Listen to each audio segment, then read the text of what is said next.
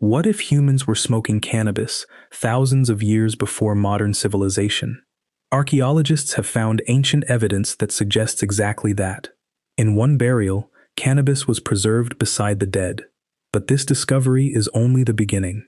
The story takes us deep into Central Asia. There, ancient people used cannabis around their burial rituals. They burned the plant on heated stones. Then they breathed in the smoke together. But when did humans first discover cannabis? The answer reaches back thousands of years. The plant was useful long before anyone understood its chemistry. It could become rope, clothing, food, oil, and medicine. And then humans discovered another possibility. The plant could be burned. Its smoke could be inhaled. That changed cannabis from a simple crop into something much. Ancient Chinese traditions also connected cannabis with medicine. A famous medical text associated with Shen Nong describes its uses. Cannabis was recommended for several ailments, so its history was not originally about getting high. But here is where the story becomes fascinating. The oldest clear evidence of cannabis smoking does not come from China. It comes from mountains farther west, and what archaeologists found there changed the story. If you enjoy incredible stories about the human evolution, resilient people, and remarkable human transformation, don't forget to like this video, subscribe to History 8, and share this story with someone who loves inspiring human evolution documentaries. Now let's discover, when did ancient humans start smoking weed? High in Central Asia stood an ancient burial ground. Researchers discovered wooden braziers inside several tombs. The braziers contained stones that had been heated by fire. Charred cannabis was found among the remains. The cannabis appeared to have been deliberately burned. The evidence suggested people were inhaling its smoke. This was not simply a plant lying beside a body. It appeared connected to a ritual. But who were these people, and why were they doing it? The site is associated with people who lived across Central Asia. They traveled through enormous mountain and steppe landscapes. They traded goods across long distances, and cannabis traveled with them. These ancient communities were not isolated from one another. Ideas moved along the same routes as goods. Plants moved too. Cannabis slowly became part of a much larger cultural world. Then another ancient writer entered the story. His name was Herodotus. The Greek historian described nomadic people called the Scythians. His account sounds remarkably familiar. Herodotus described small enclosed tents. He described stones heated until they became extremely hot. Cannabis was placed onto those stones. The people then inhaled the resulting fumes. To Herodotus, the experience was extraordinary. He compared it with Greek vapor baths. The Scythians, he wrote, enjoyed the fumes. For centuries, historians debated how accurate his story was. Then archaeology began answering the question. Frozen tombs in Siberia revealed heated stones and cannabis remains. The discoveries resembled Herodotus's description. Suddenly, his strange story looked much less impossible. The evidence points toward a deliberate practice. Cannabis was being burned in controlled conditions. People were gathering around the smoke, and the setting appears to have been ceremonial. But cannabis was not limited to smoke rituals. Some ancient communities associated it with the dead.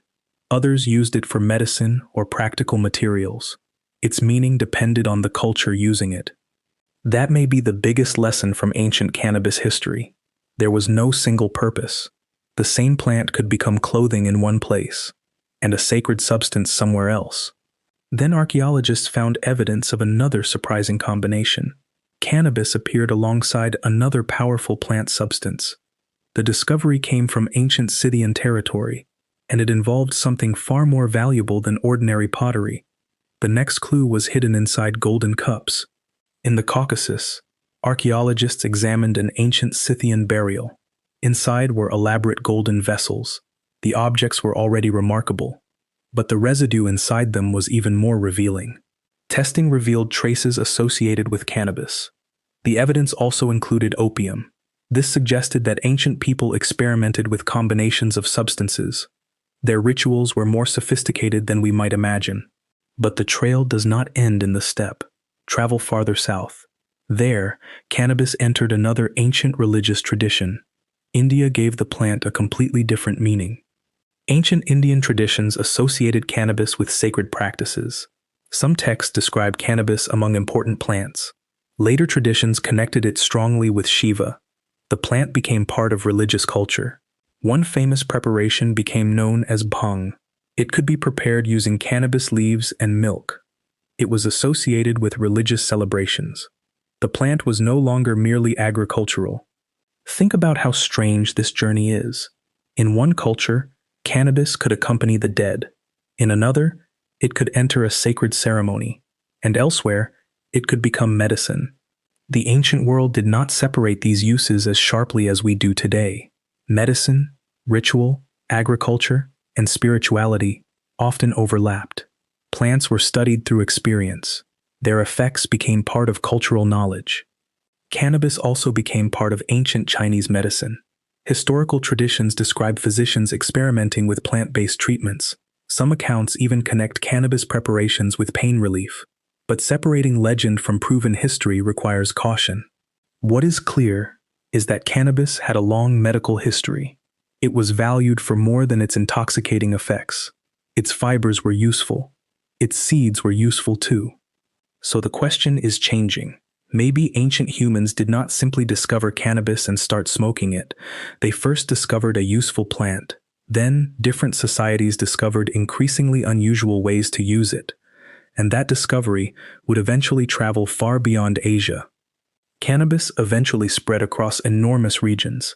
Trade routes carried seeds, fibers, and cultural knowledge.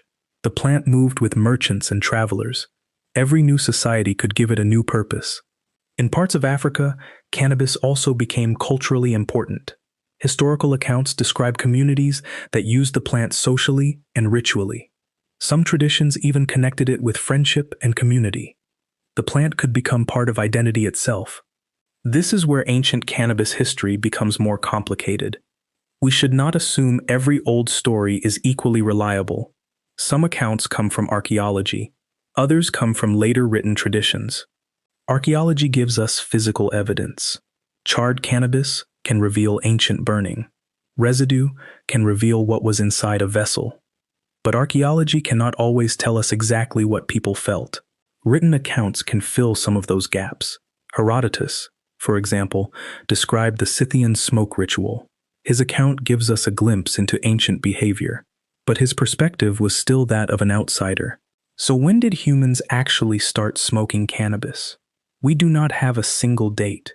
The archaeological record gives us a minimum point. The true beginning may be much older. That distinction matters. The oldest evidence we find is not necessarily the first time it happened. Plants decay. Ancient smoke leaves surprisingly little evidence behind. Imagine a small community thousands of years ago. Someone discovers that burning the plant creates powerful fumes. Others notice the effects.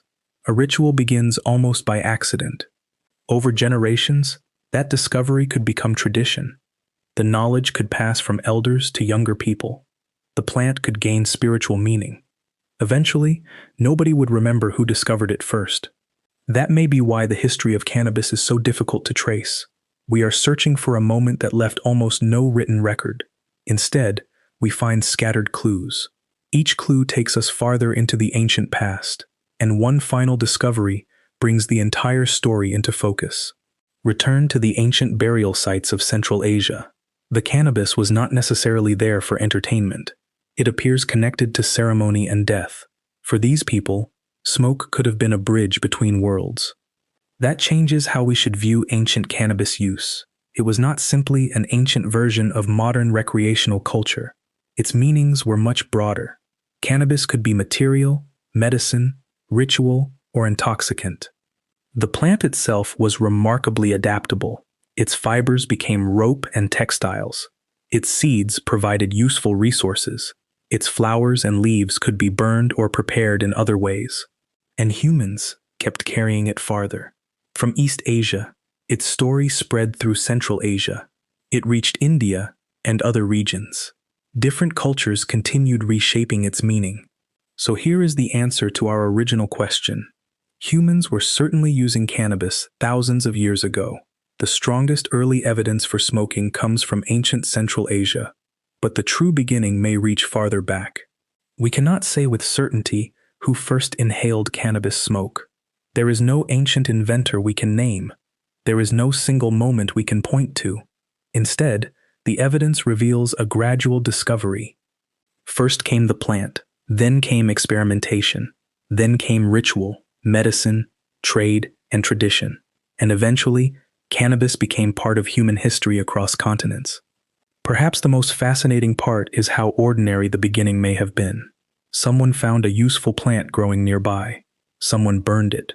Someone noticed what happened next. Thousands of years later, archaeologists are still following those clues. A handful of charred plant material can reveal an ancient ritual. A residue inside a cup can reveal forgotten practices. A burial can preserve a story for thousands of years. So when did ancient humans start smoking weed? We cannot give an exact first date, but the evidence reaches back at least thousands of years.